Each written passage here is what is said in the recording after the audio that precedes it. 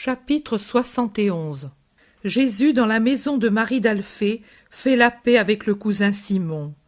Le soir descend au milieu d'un rouge crépuscule qui, comme un feu qui s'éteint, devient toujours plus sombre jusqu'à prendre une couleur rubis-violet. Une teinte splendide, rare, colore le couchant et s'estompe lentement jusqu'à s'évanouir dans le cobalt sombre du ciel, là où l'Orient s'avance de plus en plus avec ses étoiles et le croissant de la lune qui arrive déjà à son second quartier. Les agriculteurs se hâtent de regagner leur logis où les foyers allumés répandent dans l'air des volutes de fumée au-dessus des basses maisons de Nazareth. Jésus va arriver en ville et, contrairement à ce que voudraient les autres, veut que personne n'aille prévenir la mère. « Il n'arrivera rien. Pourquoi l'inquiéter d'avance ?» dit-il. Le voilà déjà au milieu des maisons. Quelques saluts, quelques chuchotements par derrière, quelques grossiers haussements d'épaules et quelques portes qui claquent quand passe le groupe des apôtres. La mimique de Pierre est un vrai poème, mais les autres aussi sont un peu inquiets. Les fils d'Alphée semblent deux condamnés.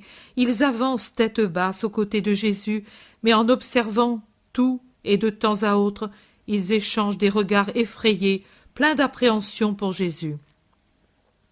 Jésus, comme si rien n'était, répond au salut avec son ordinaire amabilité et se penche pour caresser les enfants qui, dans leur simplicité, ne prennent pas parti pour celui-ci ou celui-là et sont toujours amis de leur Jésus, toujours si affectueux avec eux.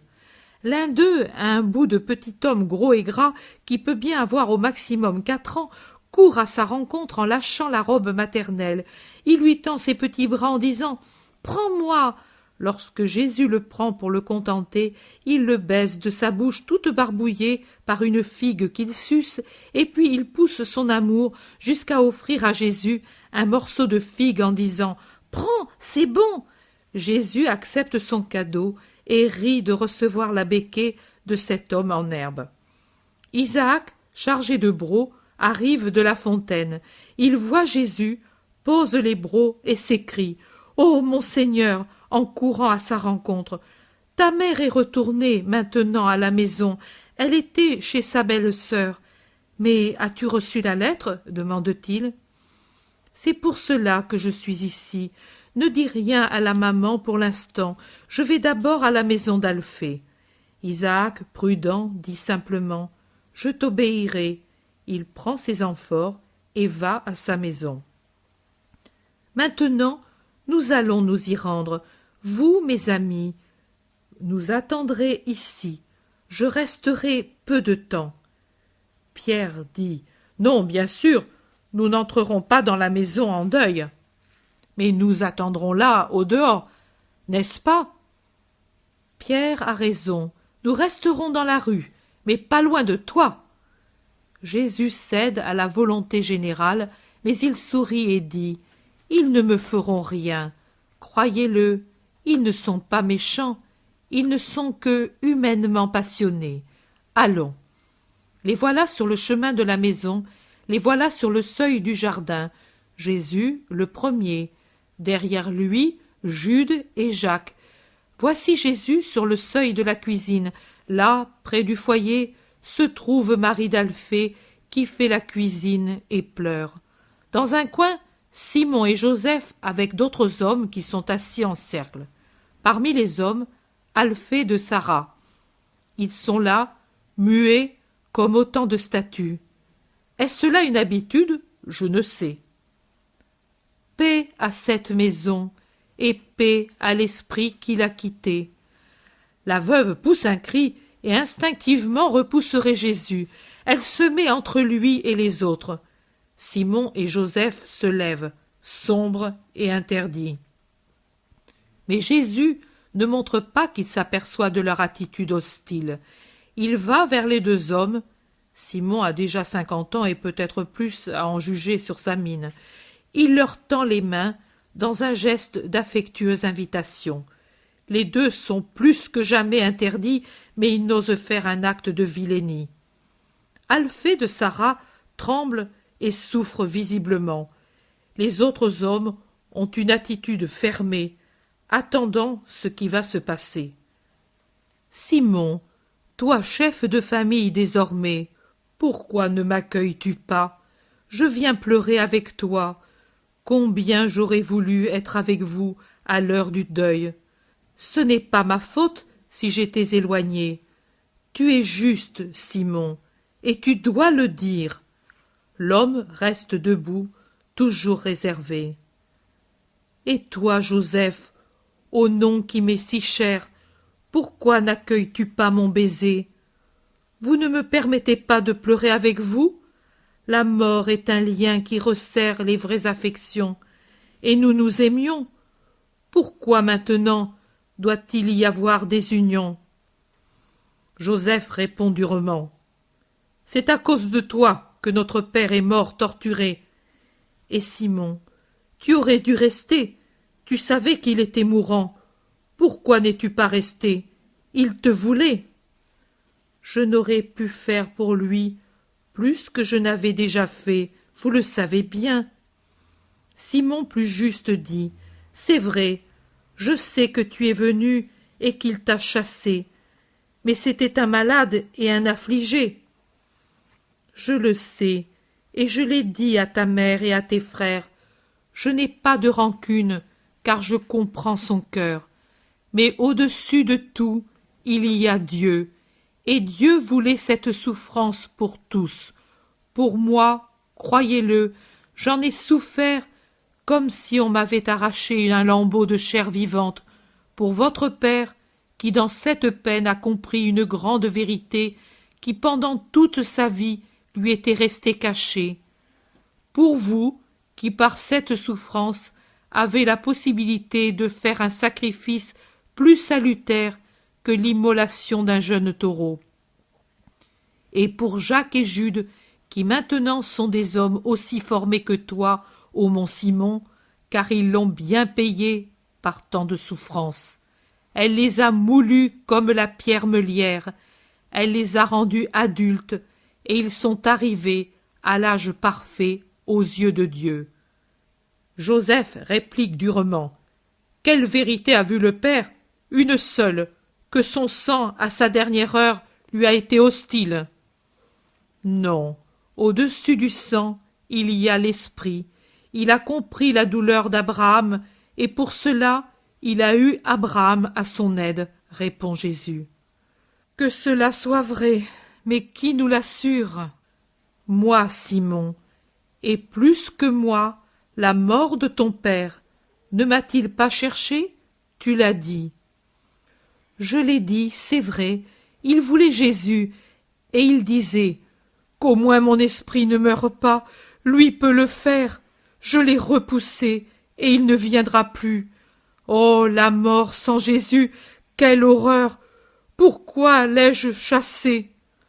Oui, il disait cela, et il disait encore, lui m'a demandé tant de fois, dois-je m'en aller? Et je l'ai renvoyé. Maintenant il ne vient plus. Il te voulait, il te voulait. Ta mère t'envoya quelqu'un pour te chercher, mais ils ne te trouvèrent pas à Capharnaüm, et lui pleura tant. En rassemblant ses dernières forces, il prit la main de ta mère et la voulut près de lui. Il ne parlait que difficilement, mais il disait « La mère, c'est un peu le fils. Je tiens la main de la mère pour avoir quelque chose de lui, car j'ai peur de la mort. Mon pauvre père. » Il y a ensuite une scène orientale de cris et de gestes de douleur à laquelle tous prennent part, même Jacques et Jude qui ont osé entrer. Le plus paisible est Jésus, qui pleure seulement. Simon demande « Tu pleures? Tu l'aimais alors ?» Oh, Simon, tu le demandes. Mais si je l'avais pu, crois-tu que j'aurais permis sa douleur? Mais moi, je suis avec le Père, mais pas au-dessus du Père.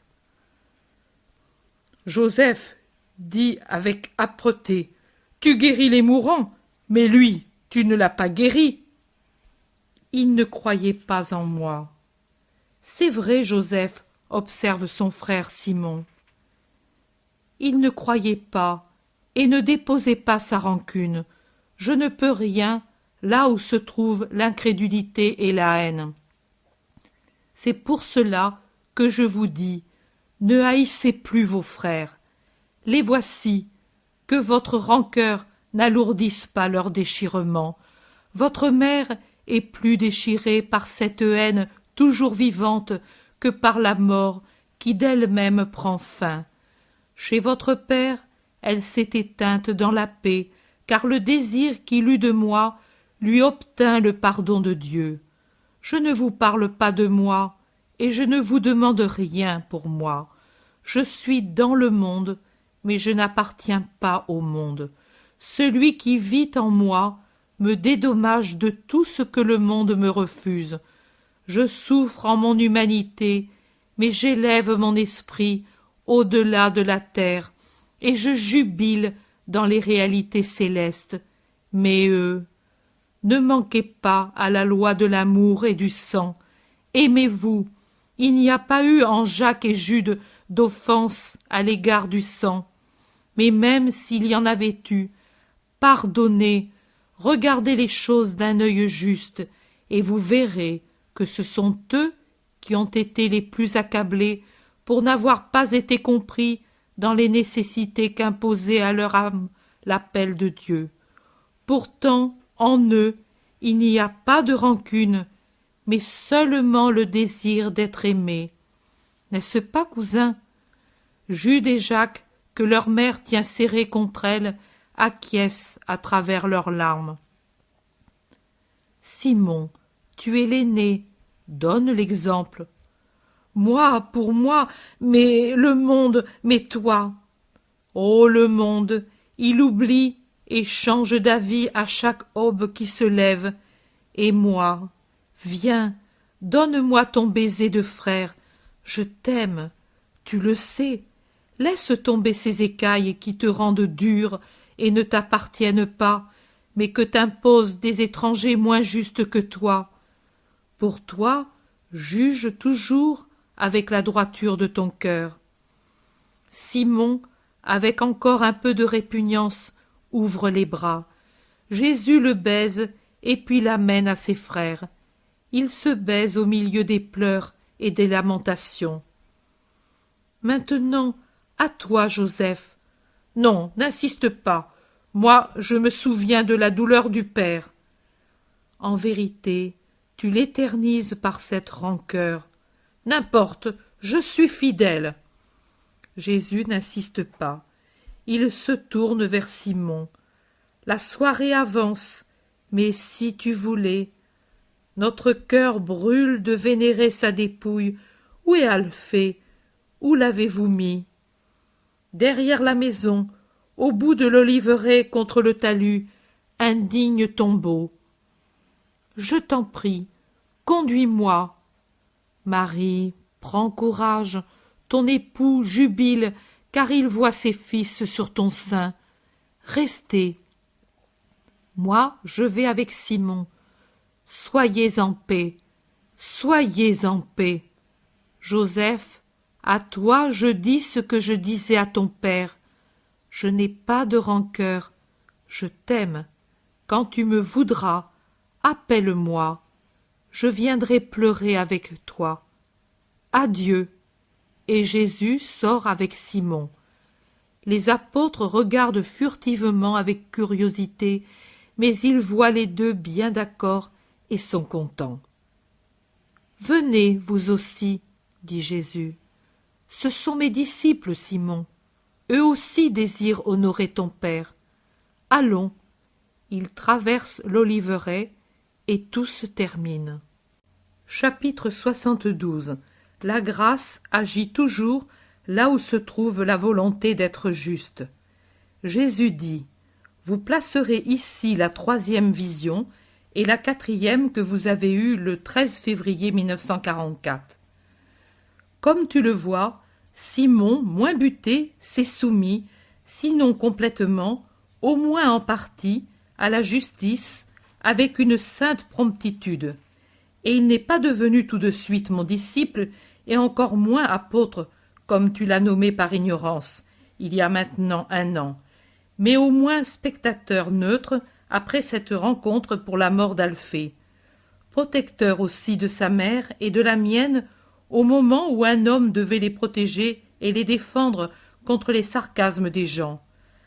Pas assez courageux pour s'imposer à ceux qui me traitaient de fou, encore beaucoup trop homme pour rougir un peu de moi, pour s'inquiéter des dangers de toute la famille à cause de mon apostolat contraire aux sectes. Mais il était déjà sur la bonne voie. Après le sacrifice, il sut y marcher de plus en plus assuré, jusqu'au point de me confesser par le martyre. La grâce opère tantôt comme un coup de tonnerre, tantôt lentement, mais elle agit toujours là où se trouve la volonté d'être juste. Va en paix, sois en paix au milieu de tes souffrances. Voici que commence le temps de préparation à la fête de Pâques, et, pour moi, tu portes la croix. Je te bénis, Marie de la croix de Jésus. Plus tard il dit, pas du tout, avec une charité sans bornes et une prudence avisée, tu dois accueillir tout le monde. Se renfermer serait exciter la curiosité. Repousser serait contraire à la charité. Je te l'ai dit, tu seras la ville qu'on recherche.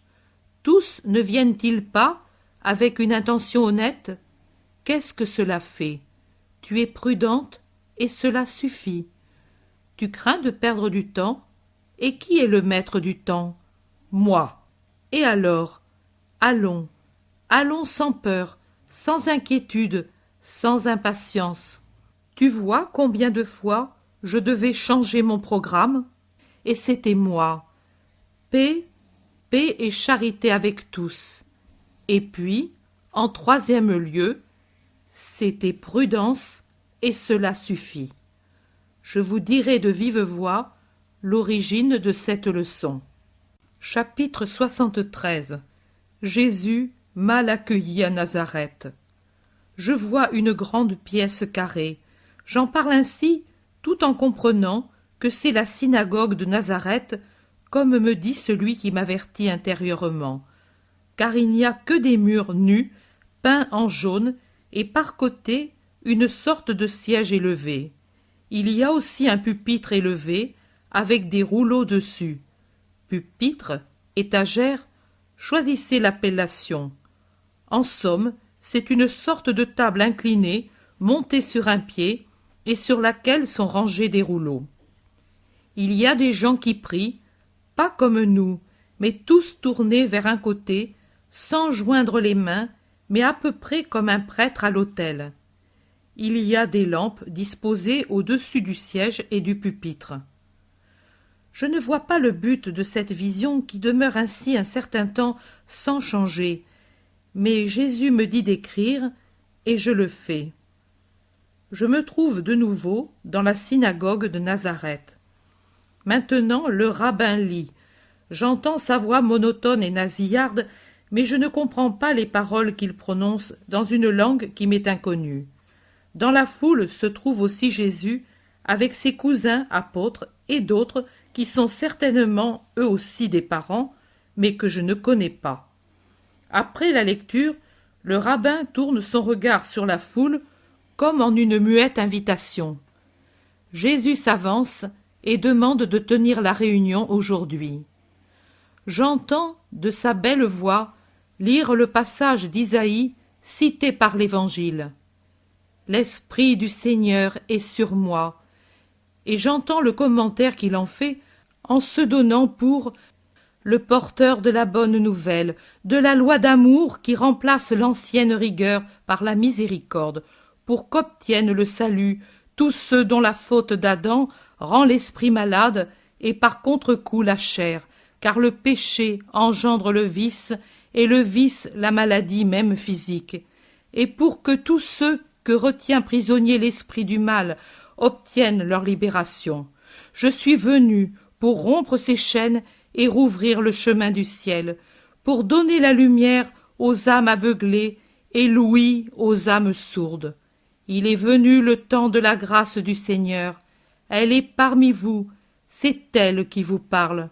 Les patriarches ont désiré voir ce jour, dont la voix du Très-Haut a proclamé l'existence, et dont les prophètes ont prédit le temps.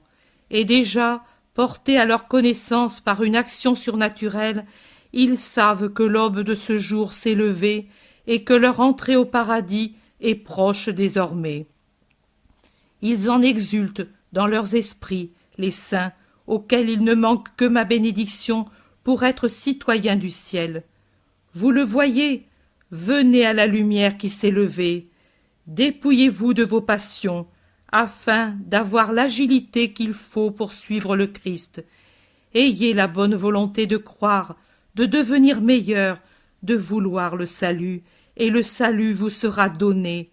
Il est en mes mains, mais je ne le donne qu'à ceux qui ont la bonne volonté de le posséder, car ce serait une offense à la grâce que de le donner à qui veut continuer à servir Mammon. Un murmure s'élève dans la synagogue. Jésus tourne son regard vers l'assistance. Il lit sur les visages et dans les cœurs, et continue. Je comprends votre pensée. Parce que je suis de Nazareth, vous voudriez une faveur privilégiée. Mais cela, c'est par égoïsme de votre part et non par la puissance de votre foi. Aussi, je vous dis qu'en vérité, aucun prophète n'est bien reçu dans sa patrie. D'autres pays m'ont accueilli et m'accueilleront avec une plus grande foi, même des pays dont le nom est pour vous un scandale. Là, je trouverai une moisson de disciples, tandis que sur cette terre, je ne puis rien faire, parce qu'elle m'est fermée et hostile. Mais je vous rappelle Élie et Élisée.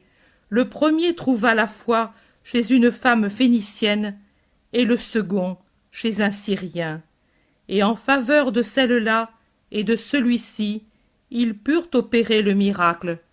Les gens qui mouraient de faim en Israël n'eurent pas de pain, et les lépreux pas de purification, parce qu'il n'y avait pas dans leur cœur la bonne volonté, perle fine que le prophète avait découverte ailleurs. C'est ce qui vous arrivera, à vous aussi qui êtes hostiles et incrédules à l'égard de la parole de Dieu. La foule s'agite et menace avec imprécation.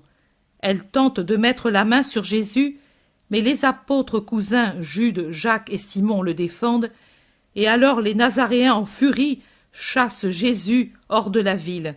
Ils le poursuivent avec des menaces, mais pas seulement verbales, jusqu'au sommet de la colline. Alors Jésus se retourne et les immobilise de son regard magnétique. Il passe indemne au milieu d'eux et disparaît en montant par un sentier de la colline. Je vois une petite, très petite bourgade, un groupe de maisons, un hameau, dirons-nous maintenant. Il est plus élevé que Nazareth, que l'on aperçoit en contrebas à quelques kilomètres. Une petite bourgade très misérable. Jésus parle avec Marie, assis sur un muret, près d'une cabane.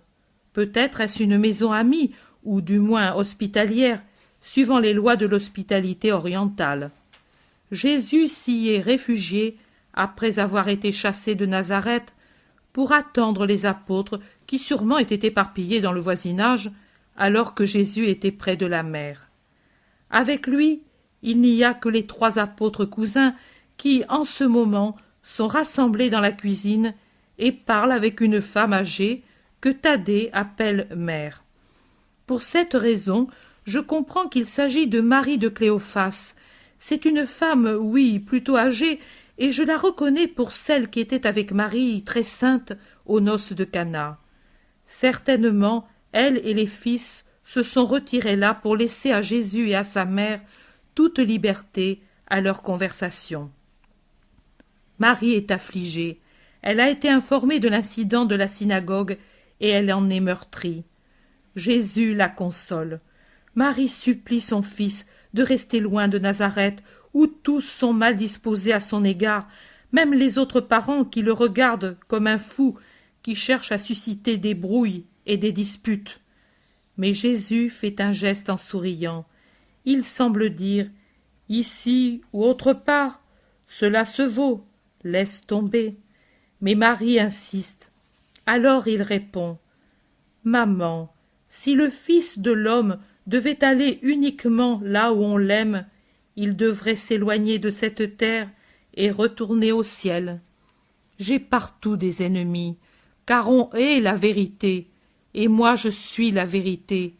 Mais je ne suis pas venu pour trouver un amour facile. Je suis venu pour faire la volonté du Père et racheter l'homme. L'amour, tu l'es, maman. Tu es mon amour qui compense pour moi tout le reste. Toi et ce petit troupeau qui chaque jour s'accroît de quelques brebis que j'arrache au loup des passions et que j'amène au bercail de Dieu. Pour le reste, c'est le devoir. Je suis venu accomplir ce devoir, et je dois l'accomplir jusqu'à me briser contre leur cœur de pierre réfractaire au bien. Et même ce n'est que lorsque je serai tombé, baignant dans mon sang ces cœurs, que je les attendrirai en y imprimant mon signe qui annule celui de l'ennemi. Maman, c'est pour cela que je suis descendu du ciel, je ne puis qu'en désirer l'accomplissement. Ô Fils, mon Fils! Marie a la voix déchirée. Jésus la caresse. Je remarque que Marie a sur la tête son manteau aussi, en plus du voile. Elle est plus que jamais voilée, comme une prêtresse. Je serai absent quelque temps pour te faire plaisir. Quand je serai dans le voisinage, je te ferai prévenir. Marie répond. Envoie Jean, il me semble un peu te voir quand je le vois. Sa mère aussi est pleine d'égards pour moi et pour toi. Elle espère, il est vrai, une place privilégiée pour ses fils. C'est une femme et c'est une maman, Jésus, il faut l'excuser. Elle t'en parlera aussi à toi, mais elle t'est sincèrement dévouée. Quand elle sera libérée de l'humanité qui fermente en elle, comme en ses fils, comme chez les autres, comme chez tous, mon fils, elle sera grande dans la foi. Il est douloureux que tous attendent de toi un bien humain, un bien qui, s'il n'est pas humain, est égoïste. Mais le péché est en eux, avec sa concupiscence. Elle n'est pas encore venue, l'heure bénie est tellement, tellement redoutable, bien que l'amour de Dieu et de l'homme me la fasse désirer. Où tu annuleras le péché. Ô cette heure, comme il tremble le cœur de ta maman pour cette heure. Que te feront-ils, fils, fils rédempteur, dont les prophètes prédisent un tel martyre?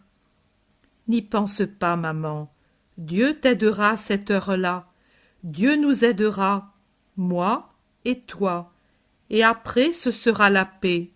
Je te le dis encore une fois. Maintenant, va. La nuit va tomber et le chemin est long. Je te bénis. Chapitre 74. Jésus avec sa mère dans la maison de Jeanne de Chouza. Je vois Jésus qui se dirige vers la maison de Jeanne de Chouza. Quand le portier reconnaît celui qui arrive, il a un tel cri de joie que toute la maison est en rumeur. Jésus entre, souriant, bénissant. Jeanne accourt du jardin tout en fleurs et se précipite pour baiser les pieds du maître. Chouza vient aussi. Il s'incline d'abord profondément, et puis baise le bord du vêtement de Jésus. Chouza est un bel homme d'environ 40 ans. Il n'est pas très grand, mais bien bâti, avec une chevelure noire qui commence à avoir aux tempes quelques fils d'argent. Il a les yeux vifs et foncés, un teint pâle et une barbe carrée, noire, bien entretenue. Jeanne est plus grande que son mari.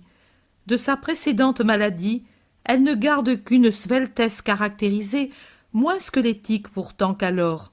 Elle semble un palmier élancé et flexible que termine une tête gracieuse aux yeux profonds, noirs et très doux. Sa chevelure touffue, couleur de jais, est soigneusement peignée. Le front lisse et dégagé paraît encore plus blanc sous cette sombre couleur. La bouche, petite, bien dessinée, se détache avec sa couleur rouge naturelle au milieu des joues d'une pâleur délicate, comme les pétales de certains camélias. C'est une très belle femme, et c'est elle qui, au calvaire, donne la bourse à Longin. Là, elle est en pleurs, bouleversée et toute voilée.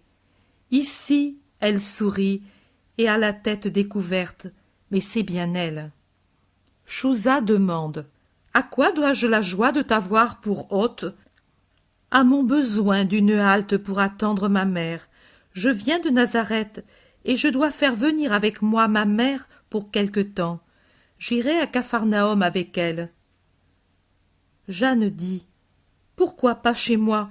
Je ne suis pas digne, mais… » « Tu en es bien digne, mais ma mère a avec elle sa belle-sœur veuve depuis quelques jours. » Chouza dit en appuyant la demande de sa femme.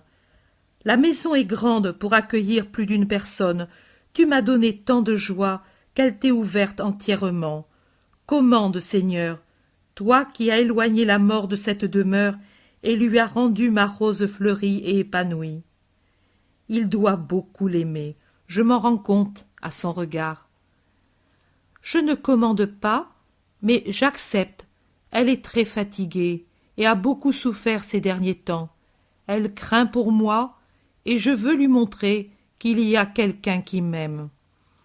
Jeanne s'écrie « Oh, conduis-la ici alors, je l'aimerai comme sa fille et sa servante. » Jésus accepte. Chouza sort tout de suite pour donner des ordres en conséquence. La vision se dédouble. Jésus reste dans le splendide jardin de Chouza, occupé à parler avec lui et sa femme. Pendant ce temps, je suis et vois l'arrivée du char pratique et rapide avec lequel Jonatas est allé prendre Marie à Nazareth. Naturellement, pour ce fait, la cité entre en émoi. Quand Marie et sa belle-sœur, respectées comme deux reines par Jonatas, montent sur le char après avoir confié les clés de la maison à Alphée de Sarah, l'émoi augmente. Le char s'éloigne, pendant qu'Alphée se venge de la vilainie commise contre Jésus à la synagogue en disant « Les Samaritains sont meilleurs que nous. Voyez-vous comment un serviteur d'Hérode respecte la mère de Jésus? Et nous, j'ai honte d'être nazaréen. » Il se produit une vraie rixe entre les deux partis. Il y en a qui abandonnent le parti hostile pour aller vers Alphée et lui poser 1000 questions. « Mais certainement, répond Alphée. Hôte de la maison du procurateur, vous avez entendu ce qu'a dit son intendant? Mon maître te supplie d'honorer sa maison. Honorer, vous comprenez? Et c'est le riche et puissant Chouza, et sa femme est une princesse royale. Honorer, chez nous. Vous, plutôt, lui avez lancé des pierres. Quelle honte! » Les Nazaréens ne répliquent pas, et Alphée parle avec plus de force. « Bien sûr, quand on l'a, lui, on a tout, et on peut se passer d'appui humain. Mais vous, paraît-il inutile d'avoir Chouza pour ami? Vous paraît-il avantageux qu'il nous méprise? C'est le procurateur du tétrarque, le savez-vous? Ça vous paraît peu de chose. Agissez, agissez comme des Samaritains avec le Christ. Vous vous attirerez la haine des grands. Et alors, oh alors, je veux vous voir, sans aide du côté du ciel, ni du côté de la terre, imbécile, méchant, incrédule. La grêle des injures et des reproches continue, pendant que les Nazaréens s'en vont penauds comme des chiens déçus. Alphée reste seul, comme un archange vengeur, à l'entrée de la maison de Marie. La soirée est avancée lorsque, par la route splendide qui longe le lac, arrive au trot des robustes chevaux le char de Jonatas. Les serviteurs de Chouza, qui sont déjà en sentinelle à la porte, avertissent et accourent avec des lampes qui augmentent la lumière du clair de lune. Jeanne et Chouza accourent. Jésus aussi apparaît souriant, et derrière eux, le groupe apostolique. Quand Marie descend, Jeanne se prosterne jusqu'à terre et salue. Louange à la fleur de la souche royale, louange et bénédiction à la mère du Verbe sauveur. Chouza fait une inclination plus profonde que celle qu'il a jamais pu faire à la cour devant Hérode, et il dit « Béni soit cette heure qui te conduit vers moi, béni sois-tu, mère de Jésus. » Marie répond douce et humble « Bénis notre Sauveur, et bénis les bons, qui aiment mon Fils. » Ils entrent tous dans la maison, accueillis avec les plus grandes marques de respect. Jeanne tient Marie par la main et lui sourit en disant « Tu me permettras de te servir, n'est-ce pas ?»« Pas moi, lui, sers et aime-le toujours, lui, et tu m'auras déjà tout donné.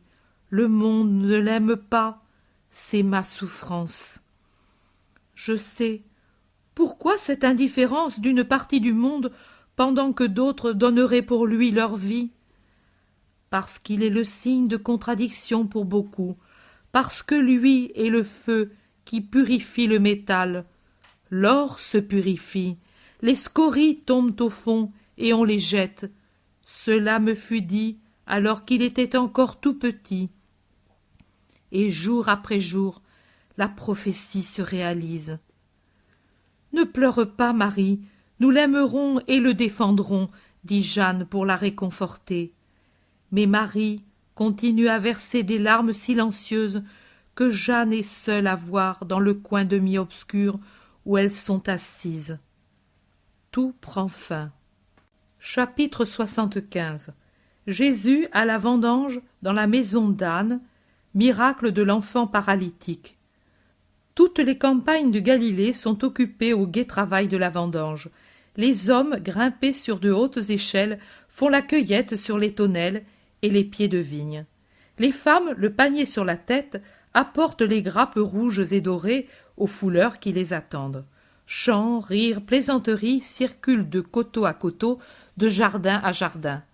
En même temps se répand l'odeur du moût, et les abeilles en grand nombre bourdonnent dans une sorte d'ivresse, volant rapides et en dansant sur les sarments encore riches de petites grappes jusqu'au panier et aux cuves où les grains disparaissent méconnaissables dans la trouble bouillie du moût. Les enfants barbouillés de suc comme autant de faunes poussent des cris d'hirondelles en courant sur l'herbe, dans les cours, sur les chemins. Jésus s'est dirigé vers un pays à peu de distance du lac, un pays de plaine, cependant, qui forme une sorte de dépression entre deux chaînes montagneuses qui s'orientent vers le nord. La plaine est bien irriguée parce qu'un fleuve, je pense que c'est le Jourdain, la traverse. Jésus passe par la route principale et beaucoup le saluent au cri de « Rabbi, Rabbi !» Jésus passe et bénit. Avant d'arriver au pays, il y a une riche propriété et à l'entrée, un couple âgé attend le maître. « Entre, quand le travail va finir, tous se presseront pour t'écouter. Quelle joie tu apportes! Venant de toi, elle se répand comme la sève dans les sarments et devient un vin qui réjouit les cœurs. »« C'est ta mère ?» demande le maître de maison. « C'est elle. Je l'ai amenée parce que maintenant elle est dans la troupe de mes disciples, la dernière dans l'ordre de l'accueil, la première dans l'ordre de la fidélité. C'est l'apôtre. Elle m'a prêché dès avant ma naissance. Mère, viens. Un jour, c'était dans les premiers temps que j'évangélisais, cette mère m'empêcha de te regretter tant elle fut douce avec ton fils fatigué. Marie dit, que le Seigneur te donne sa grâce, femme compatissante. La femme, je possède la grâce parce que je possède le Messie et toi. Viens, la maison est fraîche et la lumière adoucie. Tu pourras te reposer. Tu dois être fatigué. Il n'y a pour moi d'autre lassitude que la haine du monde. Mais le suivre et l'entendre, ça a été mon désir depuis ma plus lointaine enfance. La femme. Tu savais que tu serais la mère du Messie? Oh non, mais j'espérais vivre assez pour pouvoir l'entendre et le servir, la dernière des évangélisées, mais fidèle, oh fidèle. Tu l'entends et tu le sers, et pour cette joie, tu as été la première. Je suis mère moi aussi, et j'ai des fils qui sont sages. quand je les entends parler, mon cœur bat de fierté. Et toi, qu'éprouves-tu quand tu l'entends? Marie répond, une suave extase, je me perds dans mon néant, et la bonté, qui n'est autre que lui-même, me soulève également avec lui. Je vois alors, dans un simple regard, la vérité éternelle, et elle se fait la chair et le sang de mon esprit. Béni soit ton cœur, il est pur, et pour cette raison, il comprend le Verbe. Nous sommes plus durs, parce que remplis de fautes. C'est pour cela que je voudrais donner à tout le monde mon cœur, car l'amour leur serait lumière pour comprendre, parce que, crois-le, c'est l'amour qui rend facile toute entreprise, et moi, je suis la mer, et en moi, l'amour coule de source. Les deux femmes parlent encore entre elles, la vieille près de la mère de Monseigneur, si jeune, toujours si jeune. Pendant ce temps, Jésus parle avec le maître près des cuves où des groupes et des groupes de vendangeurs déversent des grappes et encore des grappes.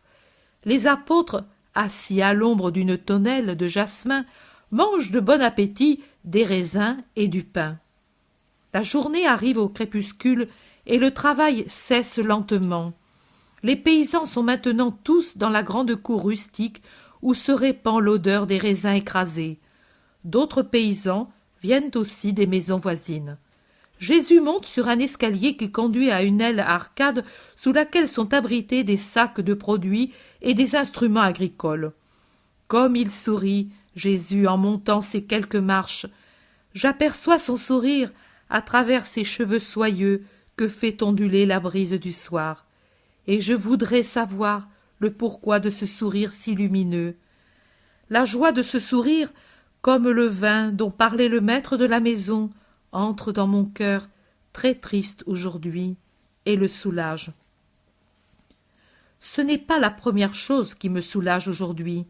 Ce matin, et déjà vous m'aviez vu pleurer pour une souffrance spirituelle toujours plus vive au moment de la communion, il m'était apparu comme toujours quand vous dites « Voici l'agneau de Dieu », mais il ne s'était pas borné à vous regarder avec amour, Père, et à me sourire. Il avait quitté sa place à gauche du lit et était passé à droite de son pas allongé, ondoyé légèrement en avant, et il était venu à ma droite, me donnant de ses mains allongées des caresses sensibles et en me disant « Ne pleure pas », mais maintenant son sourire m'inonde de paix. Il se retourne, il s'assied sur la dernière marche, au haut de l'escalier qui devient une tribune pour les plus favorisés des auditeurs, c'est-à-dire les maîtres et maîtresses de la maison, les apôtres et Marie. Celle-ci, toujours humble, n'avait pas cherché à monter à cette place d'honneur, mais y avait été amenée par la maîtresse. Elle est assise exactement sur la marche au-dessous de Jésus, de sorte que sa tête blonde est au niveau des genoux du Fils, et, assise de côté, elle peut regarder sa figure de son regard de colombe énamourée. Le doux profil de Marie se détache, clair comme sur un marbre, sur le mur sombre du rustique bâtiment. Plus bas se trouvent les apôtres et les propriétaires. Dans la cour, tous les paysans, les uns debout, d'autres assis par terre, d'autres grimpés sur les cuves et les figuiers qui sont aux quatre coins de la cour. Jésus parle lentement, en plongeant la main dans un gros sac de graines qui est derrière Marie. Il semble jouer avec elle ou les caresser par plaisir pendant que sa main droite fait des gestes paisibles. On m'a dit « Viens, Jésus, bénir le travail de l'homme », et je suis venu. Au nom de Dieu, je le bénis, car tout travail, quand il est honnête, mérite bénédiction du Seigneur éternel. Mais je l'ai dit, la première condition pour avoir la bénédiction de Dieu, c'est d'être honnête en toutes ses actions. Maintenant, regardons ensemble quand et à quelles conditions les actions sont honnêtes. Elles le sont quand on les accomplit en ayant présent à l'esprit le Dieu éternel. Peut-il jamais pécher celui qui dit « Dieu me regarde, Dieu a les yeux sur moi, et de mes actions aucun détail ne lui échappe ». Non, il ne le peut, car la pensée de Dieu est une pensée salutaire, et plus que toute menace humaine, elle éloigne l'homme du péché. Mais doit-on seulement le craindre, l'Éternel Dieu? Non, écoutez, il vous a été dit « Crains le Seigneur ton Dieu ». Et les patriarches ont tremblé, et ont tremblé les prophètes, quand le visage de Dieu ou un ange du Seigneur est apparu à leurs esprits de justes. Et en réalité, au temps de la colère divine, l'apparition du surnaturel devait faire trembler le cœur.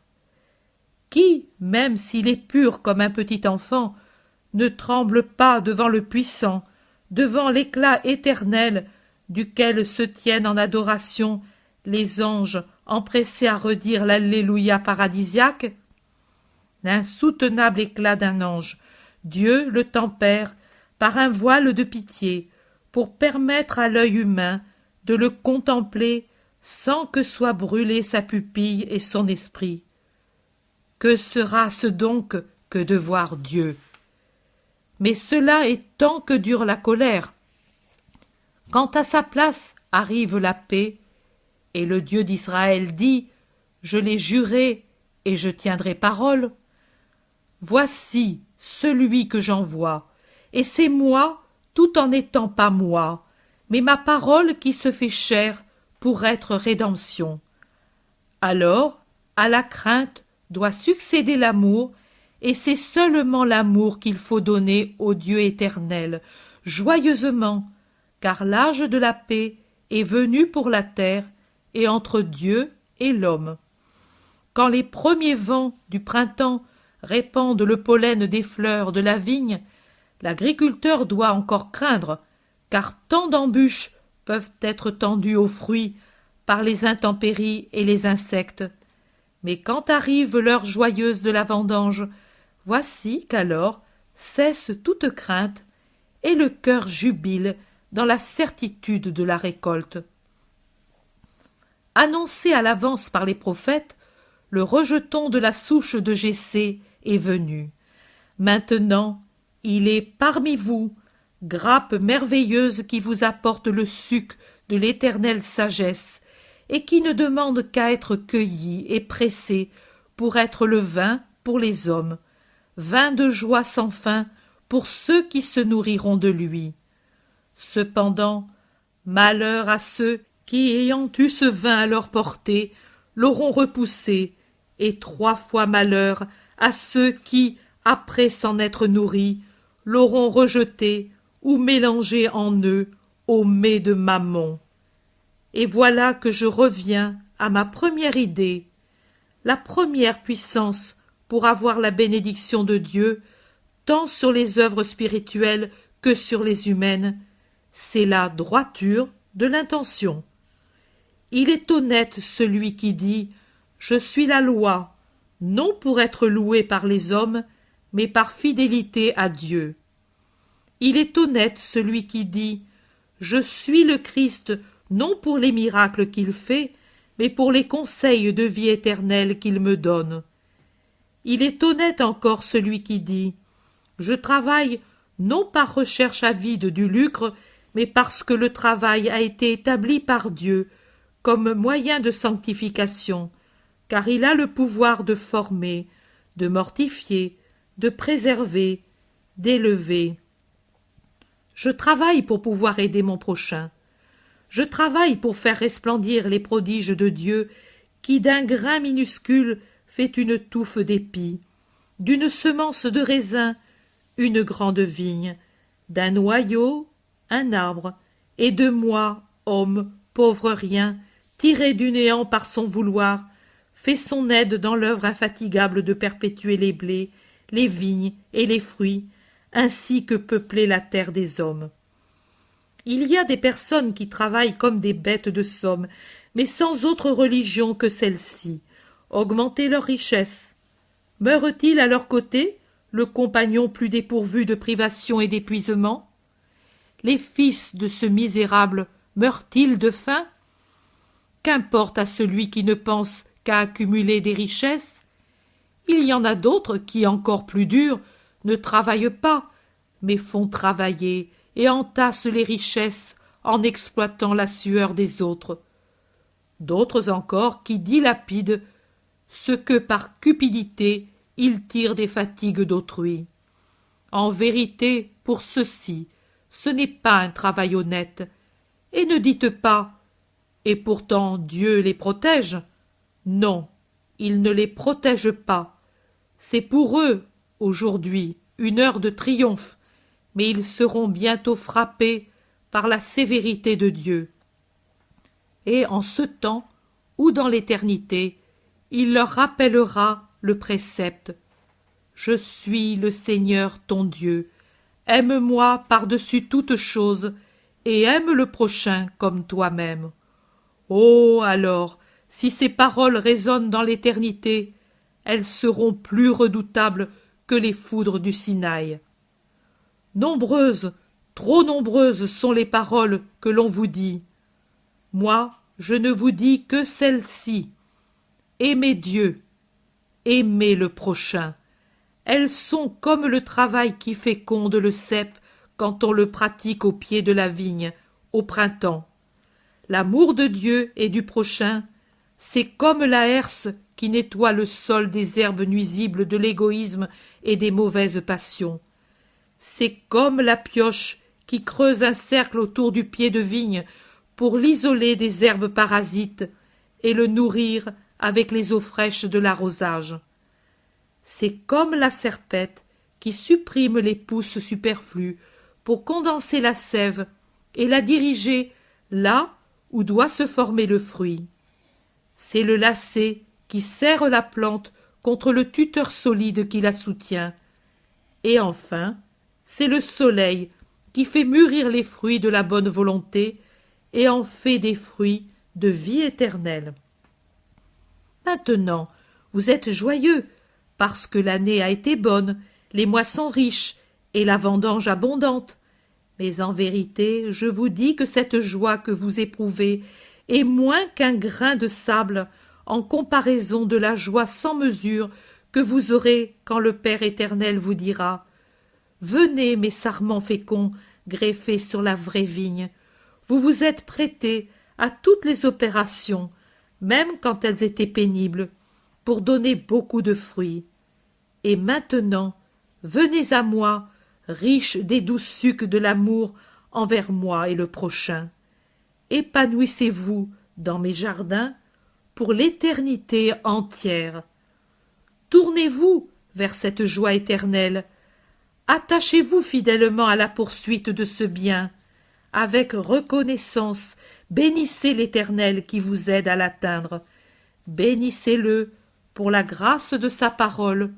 Bénissez-le pour la grâce d'une bonne récolte. Aimez le Seigneur en reconnaissant ses bienfaits et soyez sans crainte. Dieu donne le sang pour un à qui l'aime. Jésus aurait fini, mais tous se mettent à crier « Béni, béni, ta bénédiction sur nous !»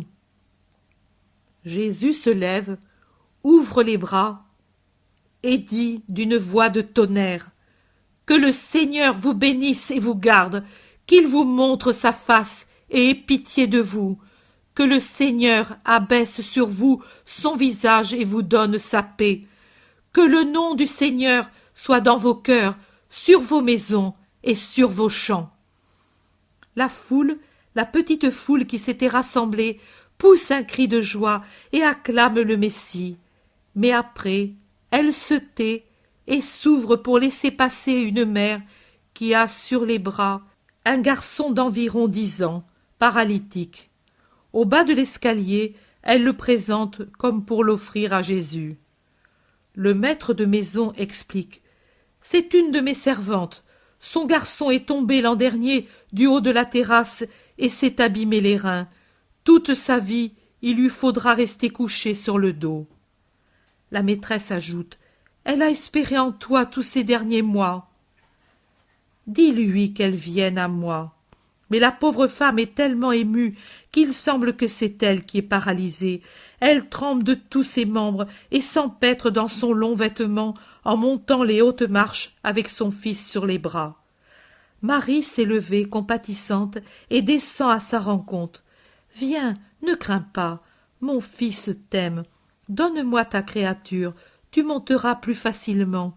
Viens, ma fille, je suis mère moi aussi. » Et elle lui prend l'enfant, auquel elle sourit doucement, en montant avec la charge pitoyable qu'elle porte sur ses bras. Marie est maintenant devant Jésus. Elle s'agenouille et dit « Fils, pour cette mère. » Rien d'autre. Jésus ne pose pas non plus son habituelle question « Que veux-tu que je te fasse? Crois-tu que je puisse le faire ?» Non, il sourit et dit « Femme, viens ici. » La femme va juste à côté de Marie.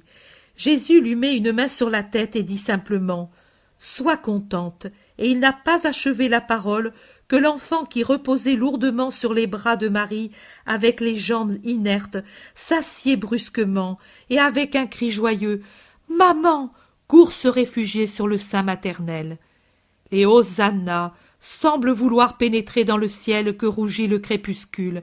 La femme, avec son fils serré contre son cœur, ne sait que dire et lui demande « que dois-je faire pour te dire que je suis heureuse ?» Et Jésus lui dit, en la caressant encore, « Être bonne, aimer Dieu et ton prochain, et élever ton fils dans cet amour. » Mais la femme n'est pas encore contente, elle voudrait, et finit par demander « Un baiser de toi et de ta mère à mon petit. » Jésus se penche et le baise, et Marie aussi, et pendant que la femme s'éloigne radieuse au milieu des acclamations d'un cortège d'amis acclamants, Jésus explique à la maîtresse « Il n'en fallait pas plus, lui était dans les bras de ma mère, même sans qu'elle parle, je l'aurais guérie. Elle est heureuse quand elle peut consoler une affliction, et moi, je veux lui faire plaisir. » Et entre Jésus et Marie, c'est un de ces regards que seul celui qui a vu peut comprendre, tant leur signification est profonde.